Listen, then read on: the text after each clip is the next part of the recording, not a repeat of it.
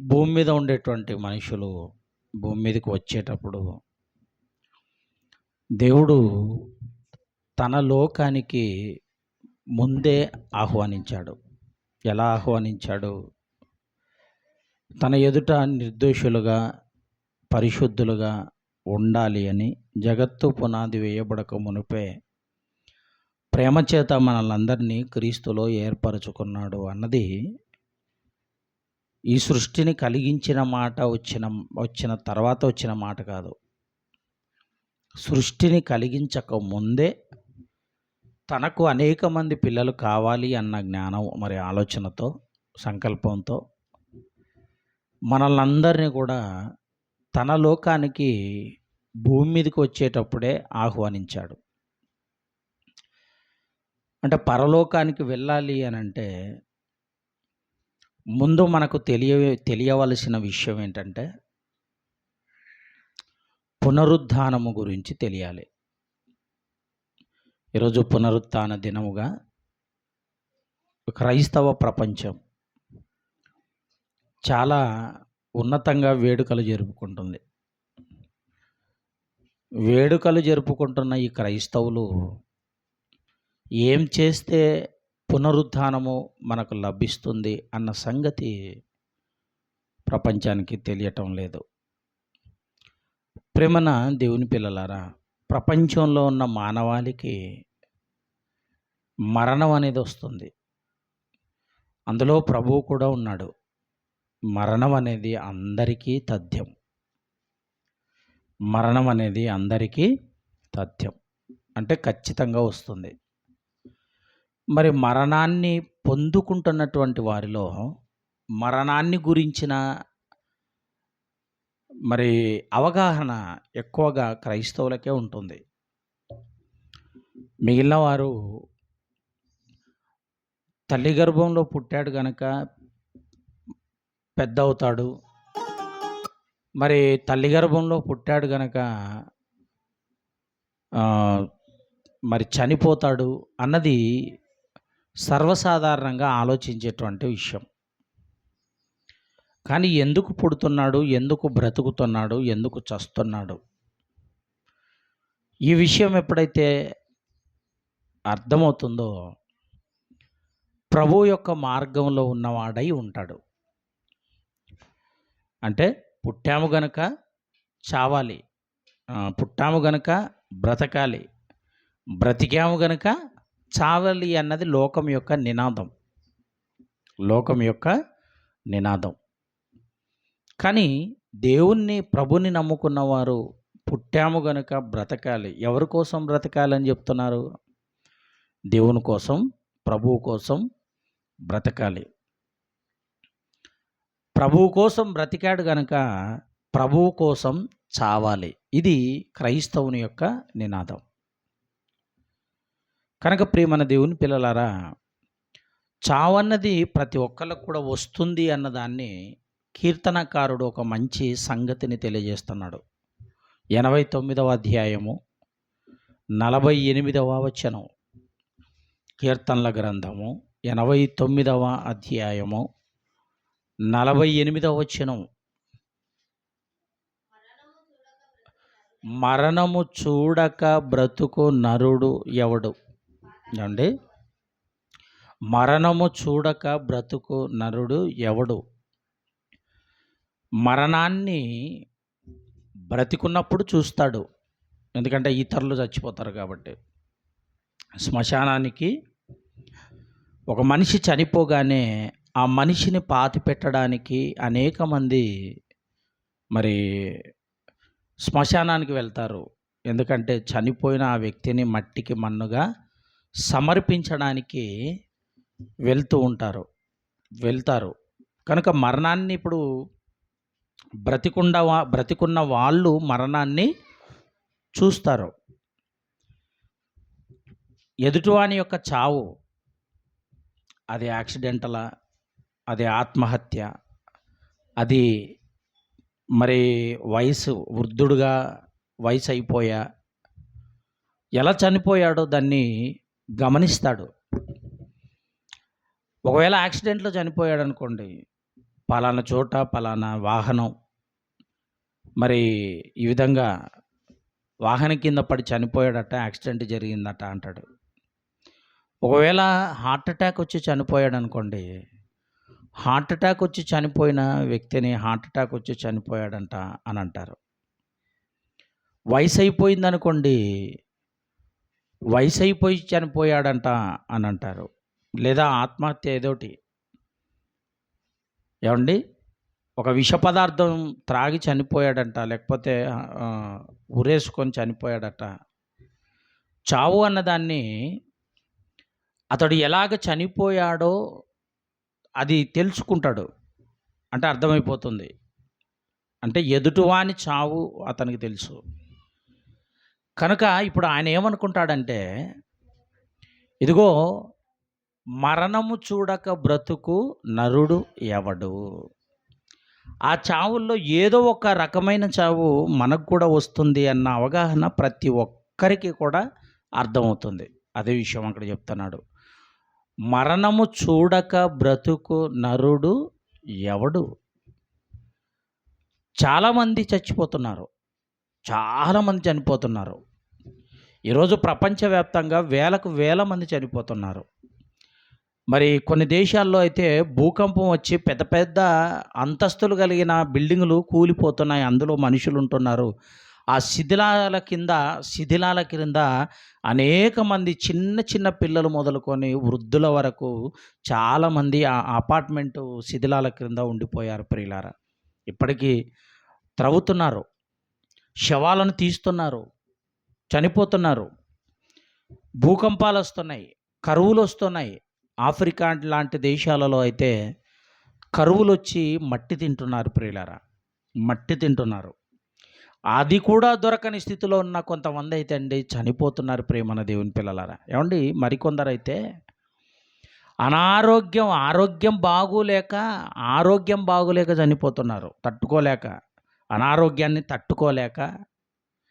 ఇదిగో నేను వచ్చినటువంటి ఆ వ్యాధి ఏదైతే ఉందో దాన్ని మరి ఆ సమస్యను ఎదుర్కోలేక తనకు తానుగా ఏదో ఒకటి చేసుకొని చనిపోతున్నటువంటి పరిస్థితులు ఉన్నాయంటే, ప్రపంచంలో ఉన్నటువంటి మానవాళికి రకరకాలుగా చావు అనేది మరి వస్తుంది. చావు అనేది తథ్యం, ప్రతి మనిషికి కూడా చావు అనేది వస్తుంది. ప్రేమన దేవుని పిల్లలారా, ఇంకొక మాట చూద్దాం. ప్రసంగి గ్రంథం 7వ అధ్యాయం 2వ వచనాన్ని మనం చూడగలిగితేనండి అక్కడ మంచి మాట ఉంటుంది.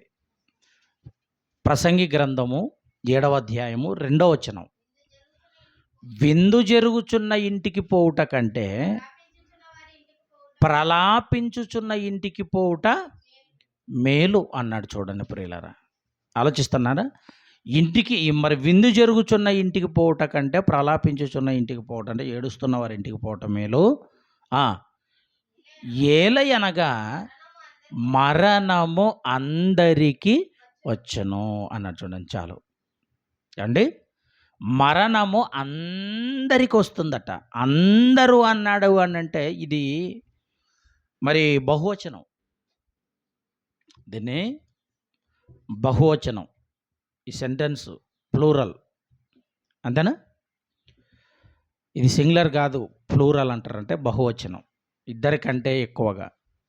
అందరికీ అంటే లోకంలో ఉండేటువంటి లేదా ఈ భూమి మీద ఉండేటువంటి మనుషులందరికీ మరణము అందరికీ వచ్చును. ఇది పలికింది దేవుడు కదా. ఎందుకంటే ఏ వస్తువు ఎప్పుడు నాశనం అవుతుందో చేసిన వాడు చెప్పగలడు. ఒక ఫ్యాన్ తయారు చేసిన వాడు ఇన్ని సంవత్సరాలు ఇది పనిచేస్తుంది, ఆ తర్వాత ఆగిపోతుంది. ఒక ఫ్రిడ్జ్ తయారు చేసిన వాడు ఇదిగో ఇది ఇన్ని సంవత్సరాల వరకు, ఒక 10 సంవత్సరాలు వారంటీ ఇస్తూ ఉంటాడు, దాని మీద స్టిక్కర్ వేసి ఉంటాడు 10 సంవత్సరాలు ఇది పనిచేస్తుందని. అర్థం చేసుకోండి ప్రియమైన దేవుని పిల్లలారా, అంటే ఒక వస్తువు ఎన్ని సంవత్సరాలు పనిచేసి తర్వాత పని చేయకుండా ఆగిపోతుందో అతడు చెప్పగలడు, చేసిన వ్యక్తి చెప్పగలడు. మనిషిని చేసిన దేవుడు కూడా ఏమంటున్నాడు అంటే మరణం అనేది అందరికీ రావాలి, అది రూల్. మరణం అనేది అందరికీ రావాలి, వెనక ముందు అంతే. అందరికీ రావాలి, వస్తుంది. అది చెప్పాడు. మరణము అందరికీ వచ్చును గనుక మీరేం చేయాలి అంటే ప్రలాపించుచున్న వారింటికి వెళ్ళండి అంటున్నాడు. ఇంతకు ప్రలాపించుచున్న వారింటికి మళ్ళీ ఎందుకు వెళ్ళమన్నాడు? మరణం అయితే అందరికి వస్తుంది, వాస్తవం. వారింటికి ఎందుకు వెళ్ళాలి అని అంటే, ఎప్పుడైతే మరణ భయం మనకు పట్టుకుంటుందో అప్పుడు మరి వ్యక్తిగతంగా సర్దుకొనడానికి అవకాశం ఉంటుంది. ప్రేమన దేవుని పిల్లలారా, భూకంపం జోరాపురంలో వచ్చిందనుకోండి, అంటే చావు అంచున మనందరం ఉన్నాం. జోరాపురంలో చావు అంచున మనందరం ఉన్నామనుకోండి, అప్పుడు అందరికంటే ఎవరికో ఎక్కువ గుర్తుకొస్తారు చెప్పండి? మన బంధువులు రారు, మన ధనవంతులు రారు, మన రక్త సంబంధికులు రారు, ఆత్మీయులు రారు, సొంత మన పిల్లలు, మన భార్య పిల్లలు ఎవరు రారు, భర్తలు రారు. ఎవరు వస్తారో తెలుసా? దేవుడు గుర్తుకొస్తాడు. ఎన్నడూ దేవుడు అనే ఆలోచనే లేనటువంటి వాడు కూడా ఏం చేస్తాడో తెలుసా? దేవా నన్ను కాపాడయ్యా, నా కుటుంబాన్ని కాపాడయ్యా, ఈ భూకంపాన్ని తొలగించయ్యా.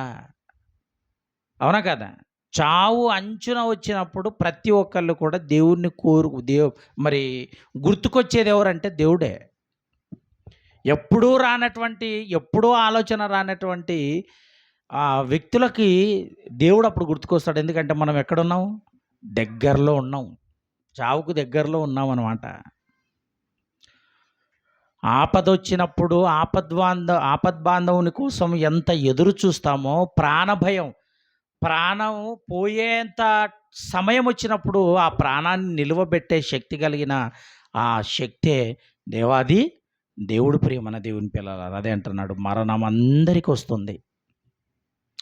ప్రపంచంలో మరణం అనేది అందరికీ వస్తుంది. కనుక ఈ మరణం వస్తుంది అనేది మనకెప్పుడు కూడా మనకెప్పుడు అలర్ట్గా ఉండాలి. మైండ్లో ఎప్పుడు వెలుగుతుండాలి ఒక వెలుగు.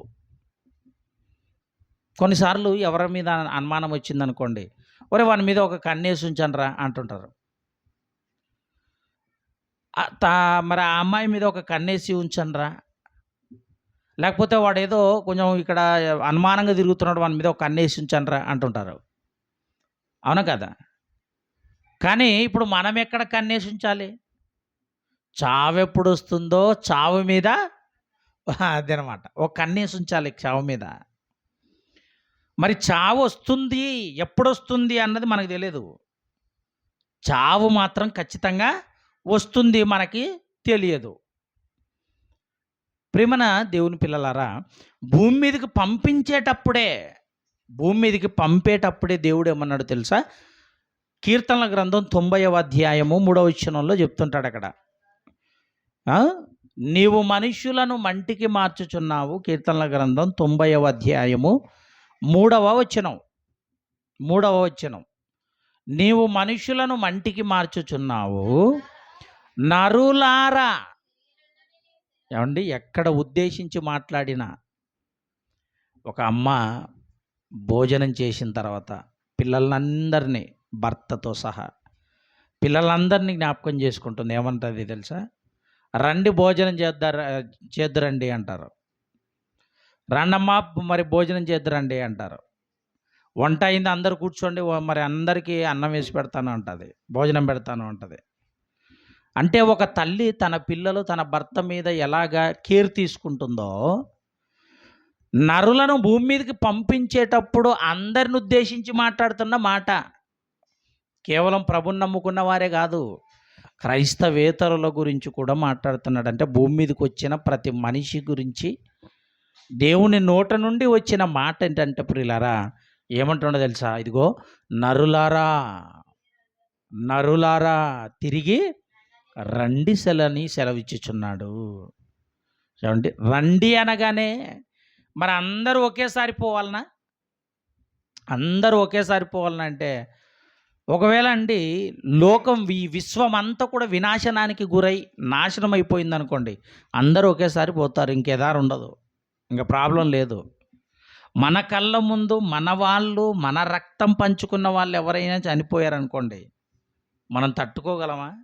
పోనీ అందరూ ఒకేసారి పోయారు అని అంటే ఇంక బాధ లేదు, ఇంకేమీ బాధ ఏమి లేదు. కానీ ఒక్కొక్కరిగా మన కళ్ళ ముందు పోతున్నారనుకోండి, ఎలా ఉంటుంది ఇప్పుడు బాధ? యోబు గారికి అదే జరిగింది. 10 మంది పిల్లలు, ఇదిగో మీ పిల్లలు ఇలా చనిపోయారు, ఇదిగో మీ ఆడపిల్లలు ఇలా చనిపోయారు, ఇదిగో నీ ఆస్తి ఇలా పోయింది, ఇదిగో మీ ఒంటలు ఇలా పోయాయి, ఇదో నీ సంపద, పశు సంపద ఇలా పోయింది అని చెప్తుంటేనండి, యోబు గారి మనస్సు అండి, ఆత్మ విలవిలలాడిపోయి ఉంటుంది. అలాంటి సందర్భం అండి ఎవరికి రాదండి సామాన్యంగా, కానీ యోబు గారి జీవితంలో వచ్చింది. మహాధనవంతుడు, ఊజు దేశంలో చాలా పెద్ద ధనవంతుడు, కళ్ళ ముందు తన పిల్లలు ఎలా చనిపోతున్నారో చెప్తున్నారు. గోడలు కూలి చనిపోతున్నారు. అలా గోడలు ఇంట్లో ఉంటుండగా గోడలు కూలి చనిపోతుంటే, ఏమండి స్లాబ్ మీద పడి చనిపోతుంటే ఇప్పుడు ఎలా ఉంటుంది? పానము విలవిలలాడిపోతుంటుంది. ప్రేమన దేవుని పిల్లలారా, ఒక తండ్రిగా భూమి మీద, ఒక తండ్రిగా, శరీర సంబంధమైన తండ్రికి పానం ఉండలేకపోతుంది. కనుక ఇప్పుడు మనుషులను దేవుడు ఏమంటున్నాడు అంటే పిలుస్తున్నాడు. దేనితో పిలుస్తున్నాడు? మరణం అనే దానితో ఆహ్వానం. ఆయన పిలుపులో మరణం ఉంది, ఆయన పిలుపులో చావు ఉంది. అందుకే చావు గ్రహిస్తుండాలి ఎప్పుడు కూడా. అదే చెప్తున్నాడు, మరణము అందరికి వచ్చును గనక దాన్ని బ్రతుకువారు దాన్ని మనసున ఉంచుకోవాలని దేవుడు చెప్తున్నాడు. దేన్ని మనసులో, దేన్ని ఉంచుకోవాలి? మరణాన్ని మనసులో ఉంచుకోవాలి. ఏదో ఒక రోజు నేను చనిపోతాను, ఏదో ఒక రోజు ఈ దేహం కదలకుండా అవుతుంది, ఏదో ఒక రోజు మన వాళ్ళని అందరినీ కూడా విడిచిపెట్టాలి, మన వాళ్ళని అందరినీ విడిచిపెట్టాలి.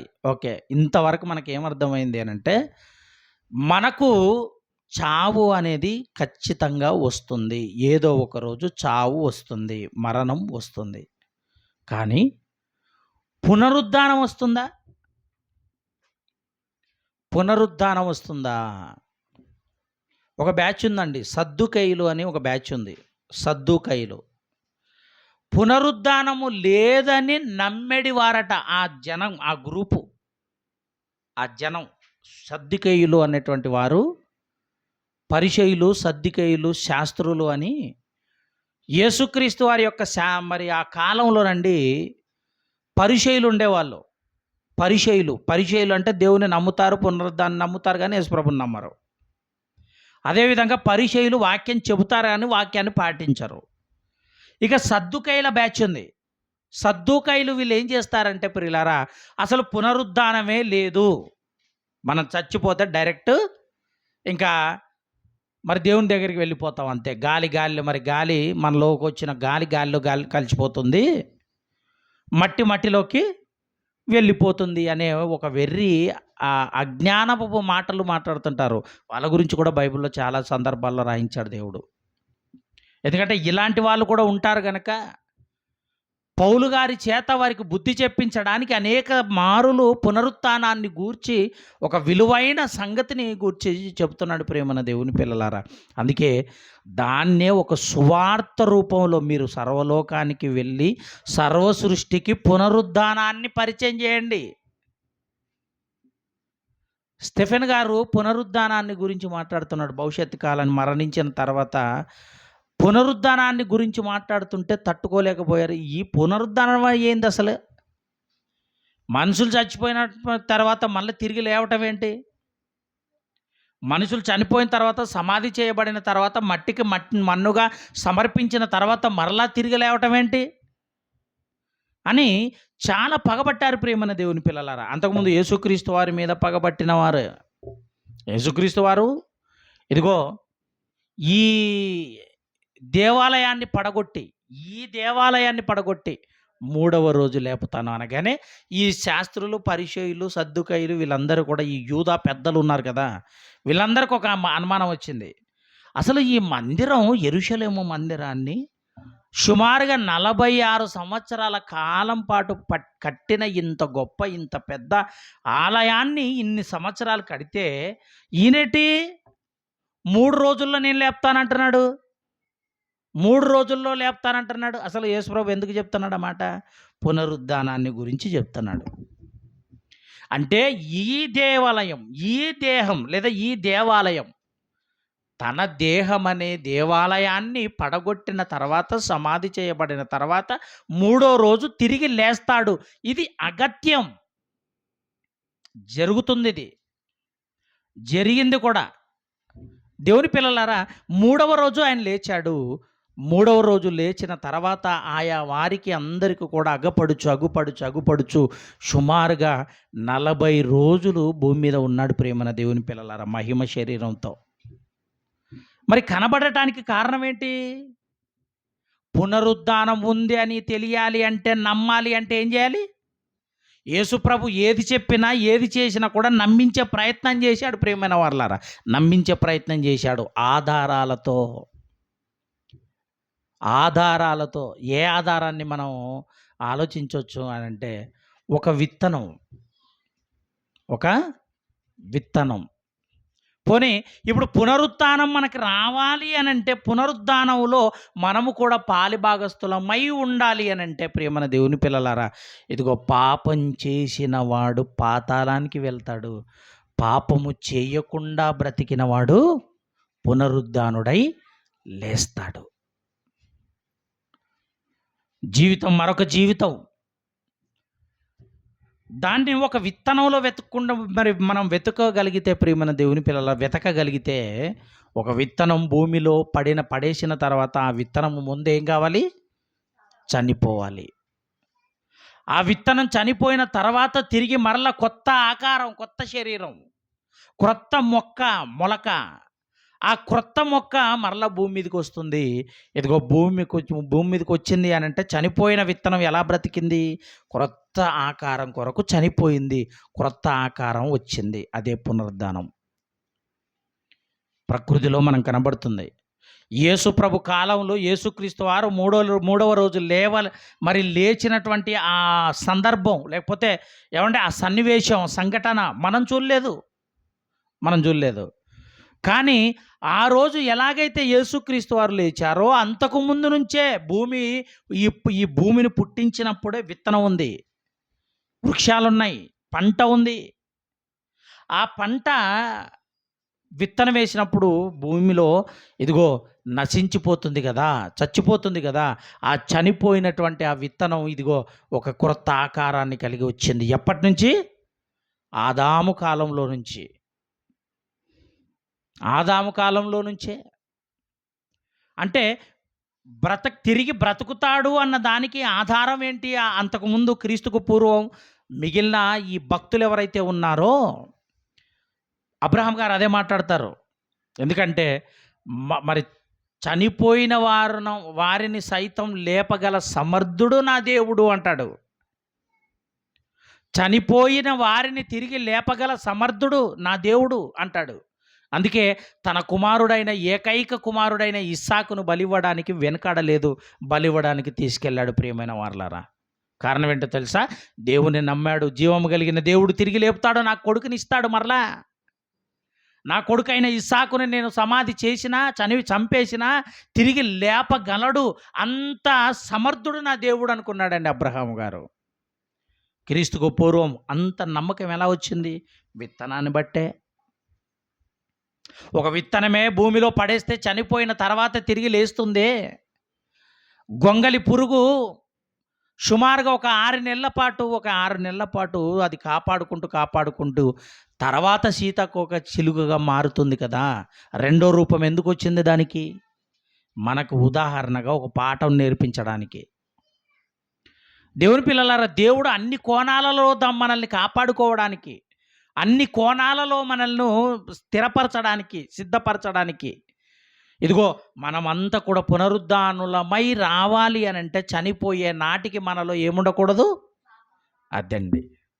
యేసు ప్రభు వారు పుట్టినప్పటి నుంచి చనిపోయేంత వరకు ఏ పాపము చేయలేదు. పరిశుద్ధుడుగా పుట్టాడు, పరిశుద్ధుడుగా బ్రతికాడు, పరిశుద్ధుడుగా చచ్చిపోయాడు, పరిశుద్ధుడుగా తిరిగి లేచాడు. ప్రథమంగా ఆయనను చూపించాడు.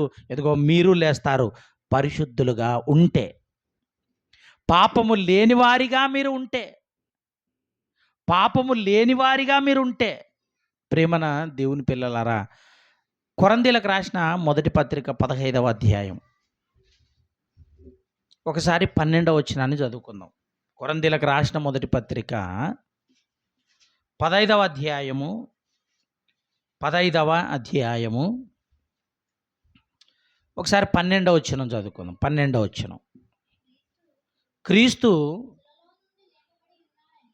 మృతులలో నుండి లేపబడి ఉన్నాడని ప్రకటింపబడుచుండగా మీలో కొందరు లేదని ఎలా చెప్పగలరు అంటున్నాడు. చూడండి, క్రీస్తు మృతులలో నుండి లేపబడిన వాడు, అప్పటికే లేపాడు.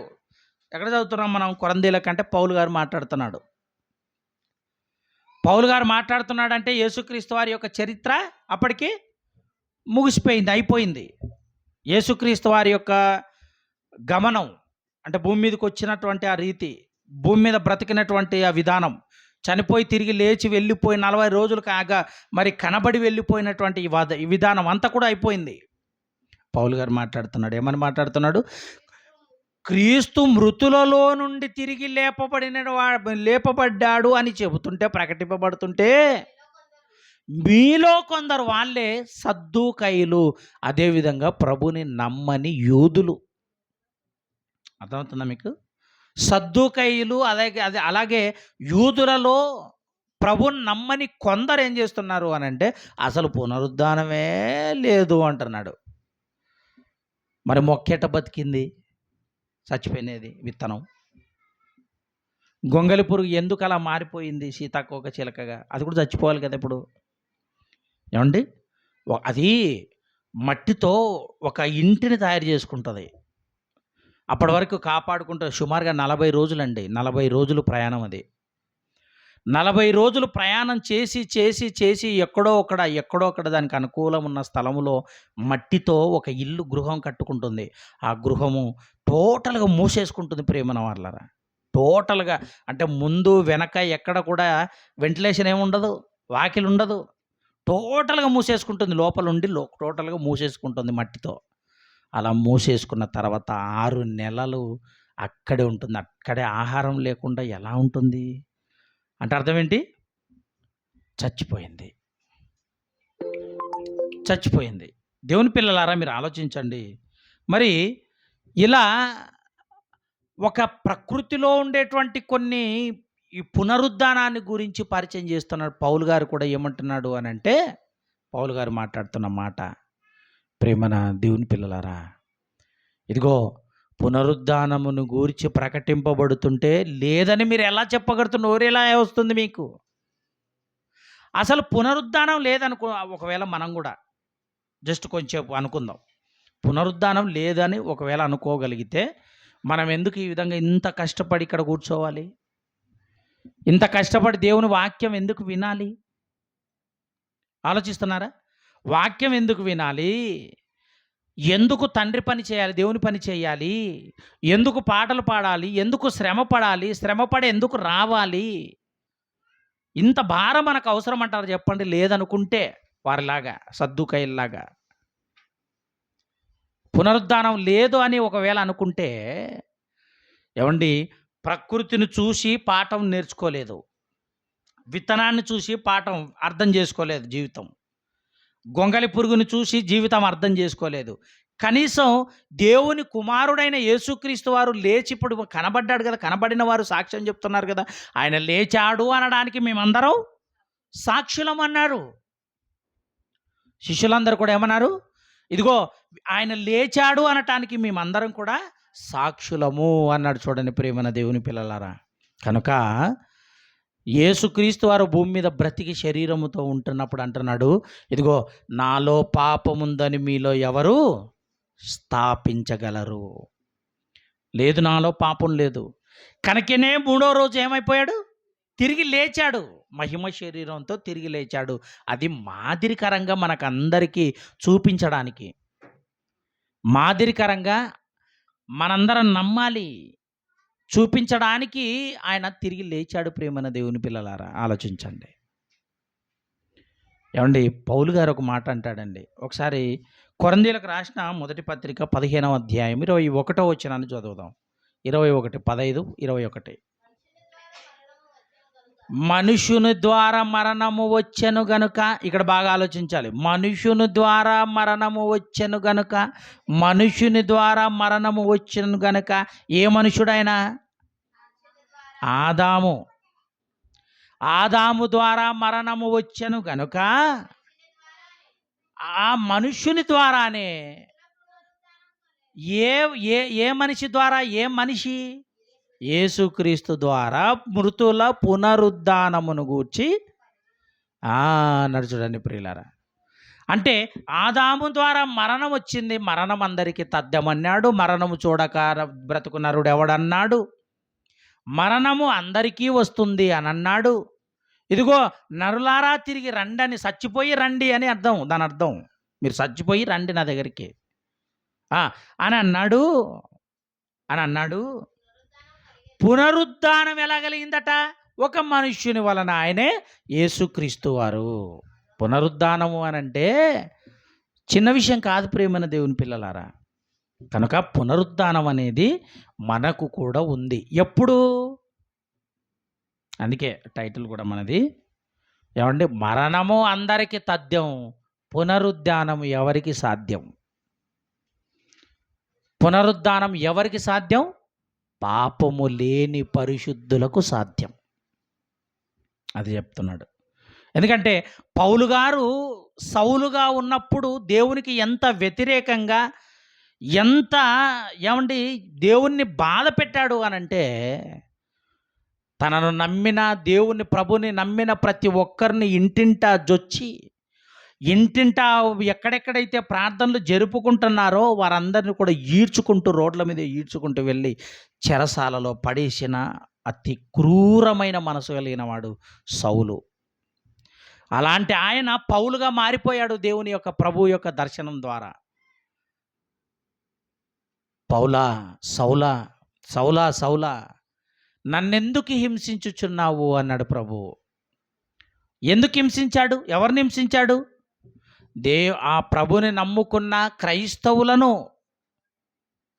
ఎవరైతే విశ్వాసం కలిగిన వారో ఆయన యందు, వారందరినీ కూడా హింసించాడు.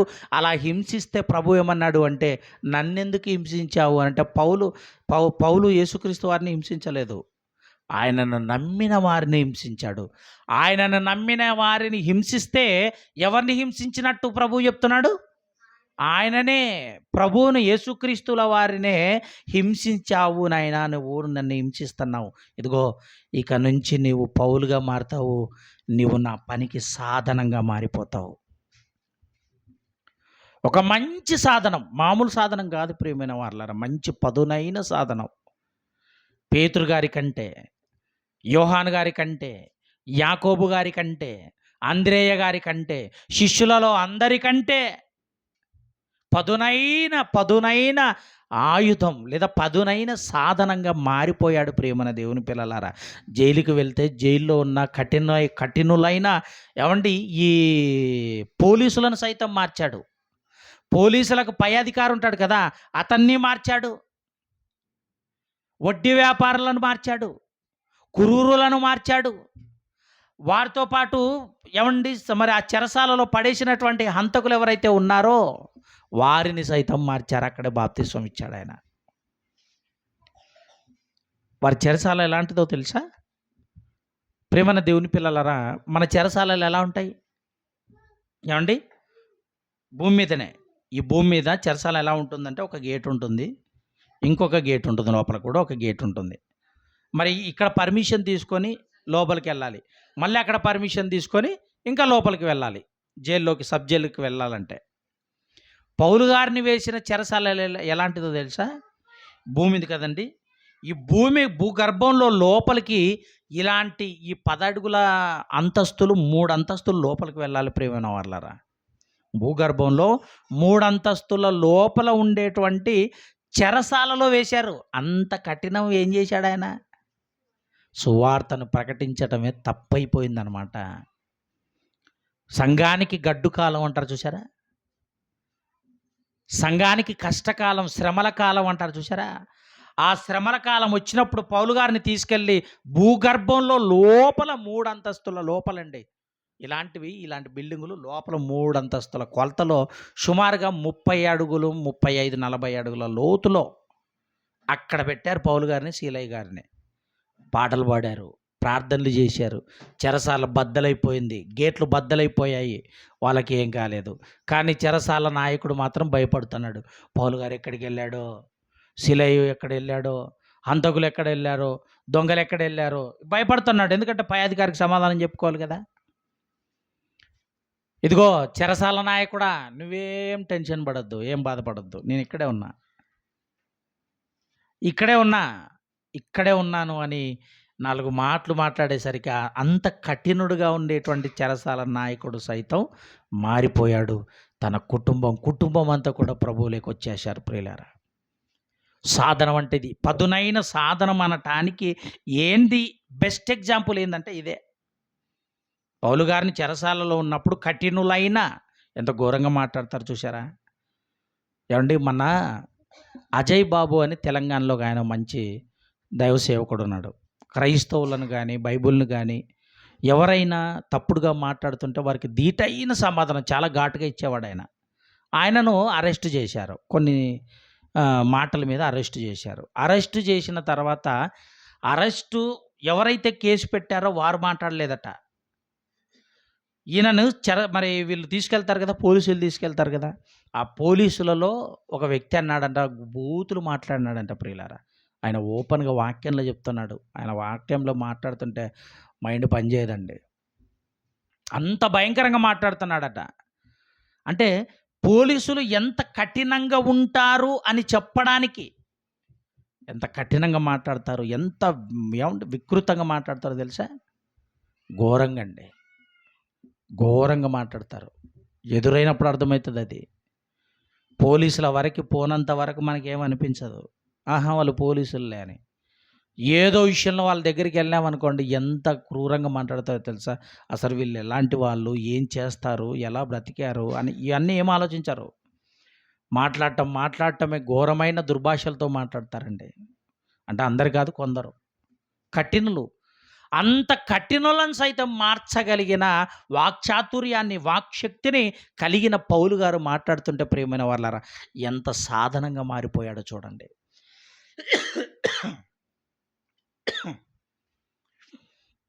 అలాంటి ఆయన కోరుకుంటున్నాడు ప్రియమైన వాళ్ళారా. మరి పునరుద్ధానం నీకు రావాలంటే ఏం చేయాలి? ప్రభువు పునరుద్ధానుడయ్యాడు అంటే ఏం చేశాడు? పాపము లేకుండా బ్రతికి చనిపోయాడు. పాపము లేకుండా మనము కూడా బ్రతికి చనిపోతే ఇదిగో మనము కూడా ప్రభువు యొక్క రాకడలో పునరుద్ధానులమై ఏమండి మహాలోకానికి వెళ్ళిపోతాం. మనల్ని తీసుకెళ్ళి దేవునికి ప్రభువు అప్పగిస్తాడు ప్రియమైన వాళ్ళారా. అలాంటి పౌలు గారు, అంత వాక్శక్తితో మాట్లాడిన పౌలు గారు మాట్లాడుతున్నాడు. చివరి దశలో మాట్లాడుతున్నాడు. ఏమని మాట్లాడుతున్నాడు తెలుసా? ఒకసారి ఫిలిప్పీలకు రాసిన పత్రిక చూద్దాం, ముగించుకుందాం. 3వ అధ్యాయం, ఫిలిప్పీలకు రాసిన పత్రిక 3వ అధ్యాయం 10వ వచనాన్ని చదవండి, బాగుంటుంది. ఫిలిప్పీలకు రాసిన పత్రిక 3వ అధ్యాయం 10వ వచనం.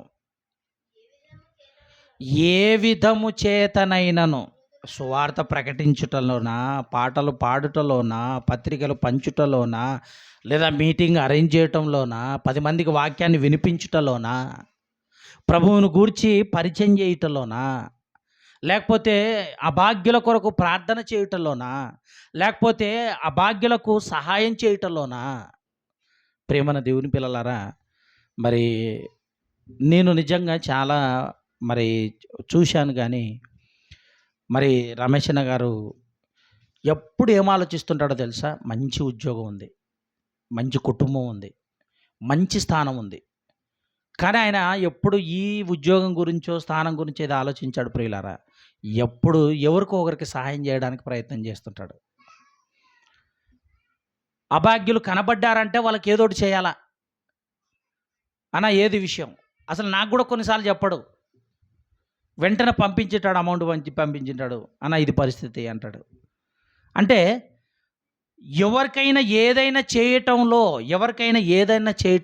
ఇదిగో మనం సహాయం చేసే విధానంలోనైనా ఏ విధము చేతనైనా పౌలు గారు మాట్లాడుతున్న మాట ఏ విధము చేతనైనా అంటే ఏ విధంగా మనం దేవుని పనికి ఉపయోగపడుతున్నాం, ఏ విధంగా మనం దేవుని పనికి ఉపయోగపడుతున్నాం, ఏ కోణంలో ఉపయోగపడుతున్నాం. ఓ 10 మందిని వాక్యాన్ని వినిపించడానికి మరి మనం పురిగొల్పుతున్నామా? మన మన డబ్బును ఖర్చు పెడుతున్నామా ఆ 10 మందికి వాక్యాన్ని వినిపించటంలో? లేదా ఒక మీటింగ్ అరేంజ్ చేసి ఒక 100 మందికి వాక్యాన్ని వినిపించటంలో మనం ప్రయాసపడుతున్నామా? అవమానపడుతున్నామా? అప్పులు చేస్తున్నామా? బాధపడుతున్నామా?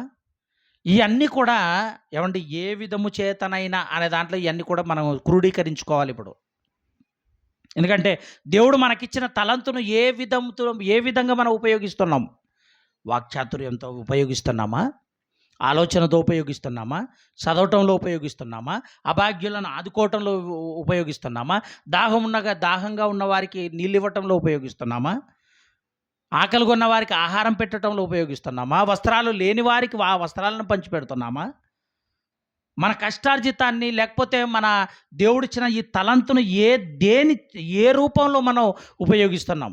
పౌలు గారు మాట్లాడుతున్న మాట చదవండి, బాగుంటుంది.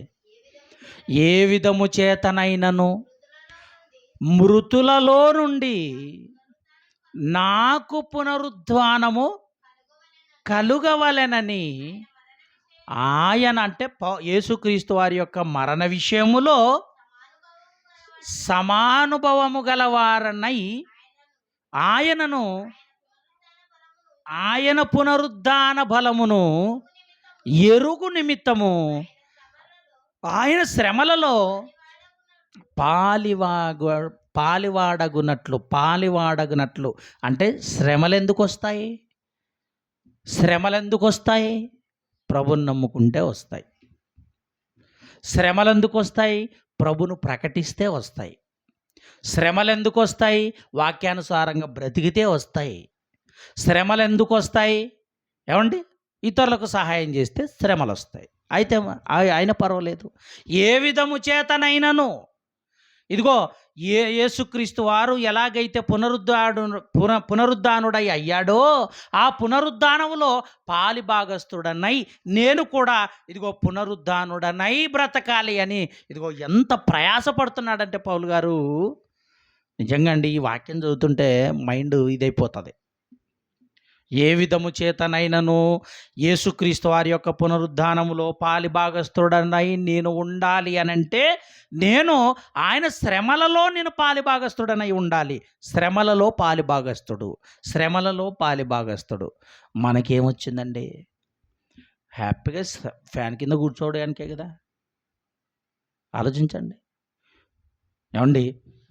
ఏ ఒక్కరు మందిరానికి రాకపోయినా బాధ, ఏ ఒక్కరు వాక్యం వస్తూ వాక్యం వినడానికి వస్తున్న వారు రాలేదనుకోండి, బాధ, మనోవేదన బాధ తట్టుకోలేం. ప్రియమైన వాళ్ళారా, మీకు తెలియదు కానీ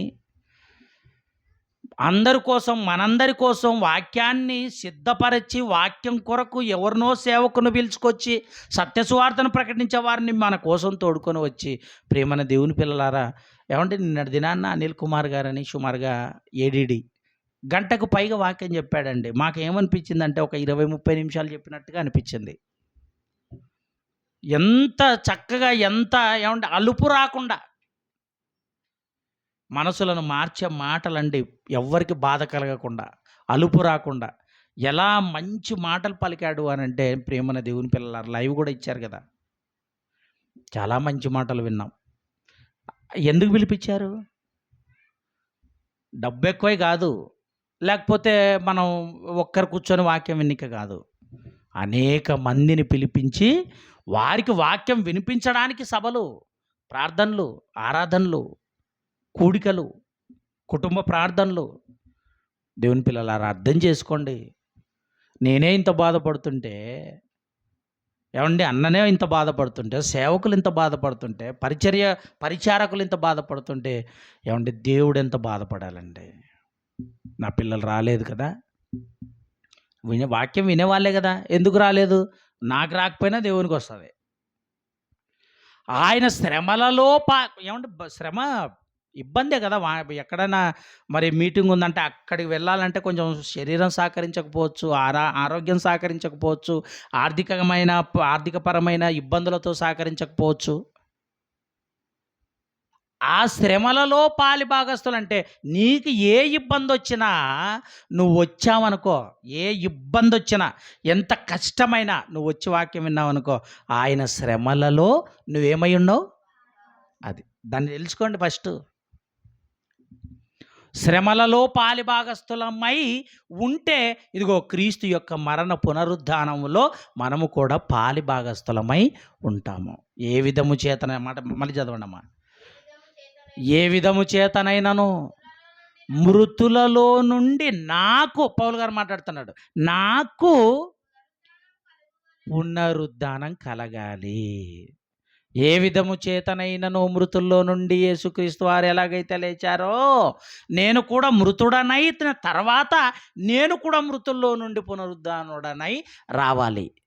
నేను కూడా పునరుద్ధానుడనై రావాలి. పౌలు గారు ఒక్కరే కాదు, నీకు ఈ ఆలోచన రావాలి, నాకు ఈ ఆలోచన రావాలి, ఇక్కడ ఉన్న వారందరికీ ఈ ఆలోచన రావాలి.